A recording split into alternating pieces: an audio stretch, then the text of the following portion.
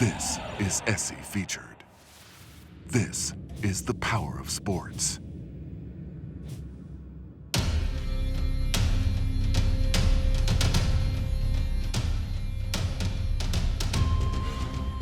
There's no talent here. This is hard work. This is an obsession. Talent does not exist. We are all equals as human beings. You could be anyone if you put in the time.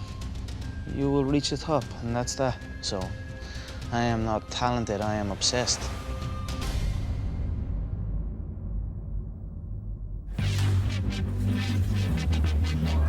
Give it up for the notorious Conor McGregor! There's two things I really like to do, and that's whoop ass and look good, and I'm doing one of them right now, and Saturday night, I'm gonna do the other. I'm gonna wipe out everyone in this division, I said that, and I will do it. He's a little short-ass twerp, and I look forward to punching a hole in his face. I'm gonna hand him my spit bucket, tell him to go back and spit shine that belt, and bring it back here, they're ready for me to take it. I'm sitting up here with my feet on this desk. What's anyone up there gonna do about it? Not one of you are gonna do anything about it.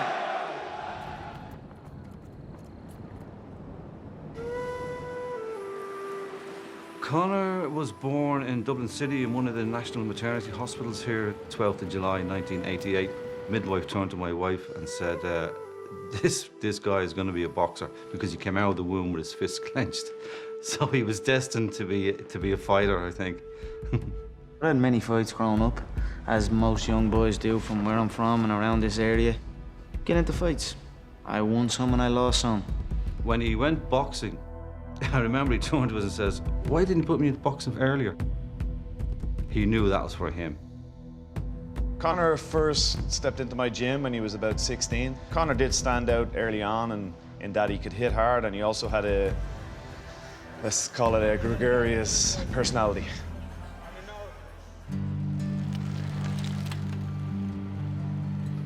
I was thrown into a plumbing trade.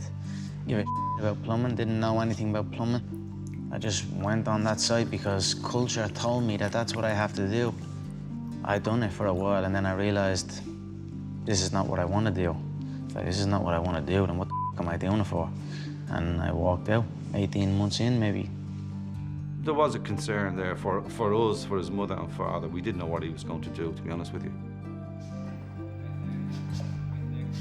Early on, obviously didn't know what it was. I couldn't look to my mother and say, hey, this Irish man done it. I'm gonna follow in his footsteps, because there was no footsteps. I had to create my own footsteps and follow them.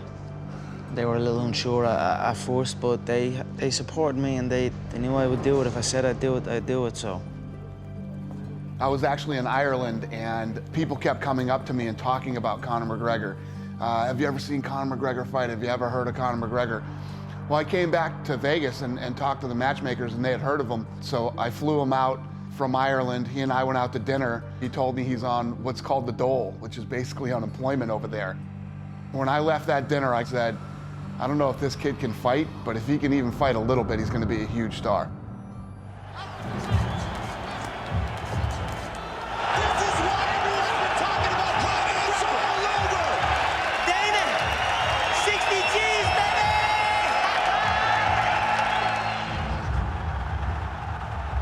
There's only 9,000 people that can get into that arena in Dublin, and it sounds like there's 90,000. It was a phenomenal night for the sport in our country, and it sent it into the stratosphere over here. This could be it! That is it! McGregor is victorious! The crowd go absolutely wild! We're not here just to take part, we're here to take over! He wasn't in the UFC to make up numbers. He wasn't there to be a token Irish guy. He was there to take over, and that's what happened over the last 12, 24 months. The numbers don't lie. No pipe did hold, no battle draw, did sound its red tattoo, but the Angelus bells or the Liffey swells rang out in the foggy dew.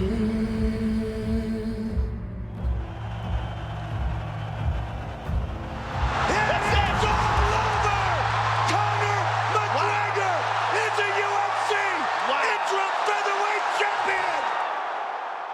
When Conor won the interim title and he beat Chad Mendes, I think it boosted the confidence of European fighters that they can compete at this level. You know, these guys will come up every once in a while that have that it factor, that thing that other people are attracted to. He speaks well, he's very funny, he's a home run. I'm the real champion. At the King of Dublin, yeah? You're looking at him. Looking at him.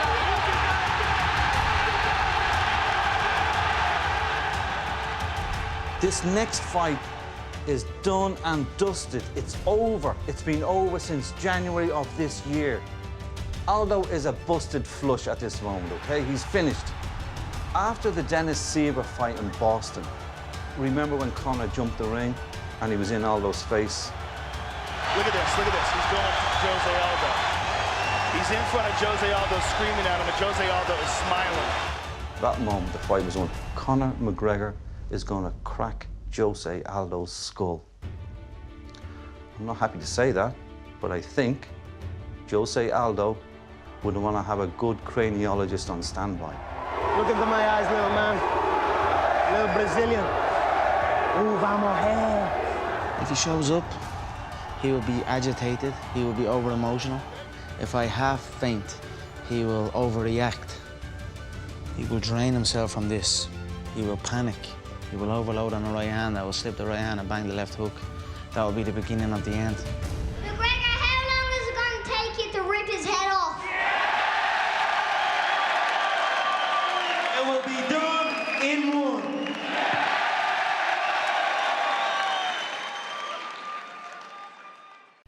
At this point, I tell them good luck if they think they can make me feel like I can't do something that I set my mind on, you know? Because I already come so far from where I come from that it's impossible for you to discourage me.